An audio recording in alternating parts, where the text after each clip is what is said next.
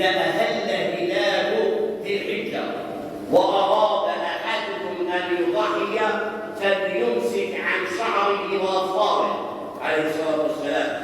بمعنى هذا الحديث يقول الرسول عليه الصلاة والسلام يدخل شهر الحجة، يدخل النهار الأول من شهر ذي الحجة، واحد فيكم هو عازم باش يذبح الأضحية فليمسك عن شعره وأظفاره، ما يتكلمش الأظفار تاعو وما يحلقش الشعر تاعو، هذا واجب مش واجب، هذا سنة عليه الصلاة والسلام. الدليل وأراد أحدكم أن يضحي، كلمة أراد عند الأصوليين لا تفيد الوجوب وإنما تفيد ماذا؟ تفيد الاستحباب والسنة بفعله عليه الصلاة والسلام.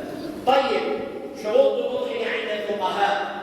الشرط الأول عند الفقهاء السلامة من العيوب، يكون فيها عيب. نجيبوا مثلا واحد يشري كبش عايش هذا عيب ولا مش عيب؟ هذا عيب كبير. ولا واحد يشري كبش ولا شي بقرة والعينين تاعو حطافيين، بتشوف عميان وطافيين، هذا صح؟ لا يصح. جاء في رواه الإمام أحمد وصححه الترمذي في جامع أبو عيسى الترمذي رحمه الله، قال النبي في حديث براء بن عازب رضي الله عنه قال سمعت النبي صلى الله عليه وسلم يقول: أربع لا يجوز في الأضاحي: العراء البين عرضها، العرجاء البين عرضها، المريضة البين مرضها، العجفاء التي لا تلقي. هذا حديث الرسول عليه الصلاة والسلام. قال لك الرضعة لا تجوز في الأضحية. كي قبل ما تشري الكبش شوف هذا 4 عيوب، إذا كان هذا 4 عيوب ما تصحش الأضحية، لا تصح ما يشريهاش. قال النبي صلى الله عليه وسلم: العراء البين عرضها، معناتها عمية كبش أعمى أو طافي العين تاعو، اسمها العراء البين عرضها. زين. قال النبي صلى الله عليه وسلم: والعرجاء البين عرضها، تتكعب في المشية كسر أحد قوانينها المشي تاعها. زين. ثم قال عليه الصلاة والسلام: والمريضة البين مرضها، بين المرتاحة، عندها حب كبير مثلا، ولا عندها قرن واحد من القرون تاعها مكسر والدم مازال يسيل، يصح ولا ما يصح؟ ما تصحش. إذا كان كسر وبراء وشفية وحبس الدم يصح عند الفقهاء. أما إذا كان الدم مازال ينزل ومازال الجرع ومازال حتى فيها الدم لا تصح عند الفقهاء. المريضة البين مرضها. ثم قال النبي صلى الله عليه وسلم: والعجفاء التي لا تلقي، بمعنى كبش هزيل مشيان لا شحم فيه إلا العظام، يصح هذا ما يصح؟ قالوا لا يصح، كما صح عن النبي صلى الله عليه وسلم. وروى أبو داود في سننه من حديث علي بن أبي طالب رضي الله عنه قال: أمرنا رسول الله صلى الله عليه وسلم أن نستشرف العين والأذن، بمعنى لما نروح نشرب الكبش وش نعسه؟ نعسه العين والأذن. شوف العين تاعها الكبش أو المعز أو البقر إذا سليمة فيصح، إذا ما سليمة لا يصح. زيد والأذن، وش معنى الأذن؟ إذا كانت خلقت بدون أذن عند الفقهاء يكره، يصح. إذا الكبش خلق من الله عز وجل بدون الأذن يصح، ولكن فيه كراهة وليست تحريمية، وإنما كراهة تنزيهية عند الفقهاء رحمه الله. واحد شبه كبش مشقوق الأذن في الوسط، فيه شق في الوسط، إذا كان الشق هذا الموجود أكثر من ثلث الأذن لا يصح، وإذا كان أقل من مساحة الأذن الثلث، أقل من الثلث، فهو يصح عند الفقهاء رحمه الله ماذا تعالى. وعند الفقهاء لا يصح البقراء. ايش معنى البقراء؟ المقطوعة الدم الصعبة خلقة أو غير خلقة، إما رب العالمين خلقها بدون الدم كفين الصعقة ما تقول صعقة الكبش لا خلق بدون كلام ما عندهاش. هل يصح؟ لا يصح عند الفقهاء. أو قطعت القاعدة حالت وقطعت لا يصح عند الفقهاء رحمهم الله تعالى. وقال ربنا عز وجل في سورة الحج الآية 126 في سورة الحج قال ربنا عز وجل ومن يعظم شعائر الله فإنها من تقوى القلوب. قال المفسرون قال عبد الله بن عباس ومن يعظم شعائر الله هو استسلامها واستحسانها.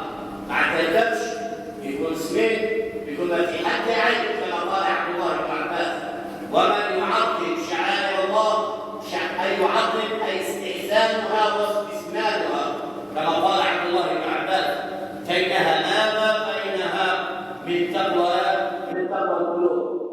طيب هذا هو الشرط الأول السلامة من العيوب لا يكون فيها عيب. طيب وعندنا أيضا الشرط الثاني عند الفقهاء عدم الاشتراك في ثمنها. يشوف جهاد وجباله ويشتركوا في الكبش صح ولا لا صح؟ لا يصح الاشتراك في الطعام تاعها ثمن تاعها. واحد فينا يشتري إما الآن يشتري هذا العام وينويها عن الجميع وإما واحد من ولاده يشتريها وينويها عن الجميع. أما الشركة في ثمنها أنا حط مليون وتحط مليون وخوي يحط مليون وبابات يحط مليون ونشتركوا ونشوف كبش الشيء في ثمنه يصح؟ قالوا لا يصح. أما الاشتراك في القدر في الثواب عند الله عز وجل يصح عندنا لكن شروط. الشرط الأول أن يكون قريبا له يكون العامل قريبا ماشي واحد أجنبي تشترك معاه في القدر لا يكون قريبا له كابنه وابن ابنه وعمه وأبيه وجده وهكذا عند الفقهاء. أن يسكن معه في دار واحدة في باب واحد ماشي تسكن هنا وباباك يسكن في الطابق الثالث ونجي باباك يذبح يقول ننويها عن الجميع لا صح ولا في القدر لازم يكون يسكنها في باب واحدة وأن تكون النفقة إما واجبة ولا بواجب. هذه الشروط الثلاثة التي ذكرها فقهاؤنا رحمهم الله تعالى. وأيضا الشرط الثالث الشرط الأول عدوه السلامة من العيوب. الشرط الثاني عدم الاشتراك في ثمنها. الشرط الثالث كما قال الفقهاء أن يكون الذبح نهارا لا ليلا. مش معنى نهار يبدأ الذبح مع العبادة عندما تنتهي الصلاة أو يذبح الإمام بعد الإمام إذا ذبح السنة مثلا يبدأ بهذا في الوقت حتى قبل غروب الشمس. هذا كله يسمى نهارا قبل ما تغرب الشمس. هذا بالنسبة للأضحية تاع العيد. أما باش يذبحها ليلا لا ما يذبحهاش ليلا. هذا إذا الأضحية واحد إذا جاب الكبش باش العقيقة ولا العرس وذبحها في الليل صح ولا صح؟ يصح. أما الأضحية لا تذبح إلا نهارا. الأضحية معناها العيد كبير. أما العقيقة والأعراس والولائم ولو واحد شاف كبش ولا الوعدة يصح اللي ما في حقها إلا الأضحية تكون نهار لقوله تعالى اذكروا الله في أيام معلومات. مش معنى أيام معلومات أيام النهار المعلومات ونهار العيد 11 و12 نهار العيد النحر والعيد النحر 10 من ذي الحجة و11 من ذي الحجة و12 من ذي الحجة لأن هذه أيام رمي الجمار الحجاج في بيت الله الحرام عندما ينزلون عرفات 9 ليلة العيد ولا يروحوا المزدلفة ومن مزدلفة ما يروحوا يحطوا المينا وفي مينا وش يديروا؟ يرميوا جمرة العقبة الكبرى 7 حصلات وكيروا 7 حصلات وش يديروا؟ ما بعد وش يديروا؟ يحلقوا وبعد يحلقوا اللباس في الحسرات يروحوا الحرام يلبسوا القميص ويحطوا المكة لهذا العيد. بعضهم يحفظ المكة يجي طواف الإفاضة وكاين بعضهم يمشي على سير يرجع منها هكذا. فقال ربنا واذكروا الله في أيام ماذا؟ في أيام معلومات. طيب الشرط الخامس والأخير أن يكون ذابحها مسلما يذبحها مسلم. إذا ذبح الكافر لا تصح ولا يصح الأكل منها إلا إذا ذبح الكتابي نصراني اليهودي يصح الأكل منها.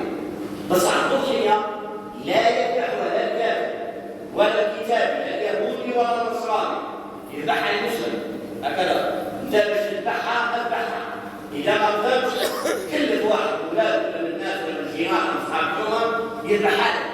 لكن السنة تقعد تشهد الذبيحة، تشهد كما قال النبي صلى الله عليه وسلم لفاطمة زوجة علي بن أبي طالب، قال النبي صلى الله عليه وسلم فاشهديها، كلفت رجلا يذبح ضحية، قال النبي صلى الله عليه وسلم فاشهديها، وحي شهد الذبيحة باش تدي الأجر عند الله سبحانه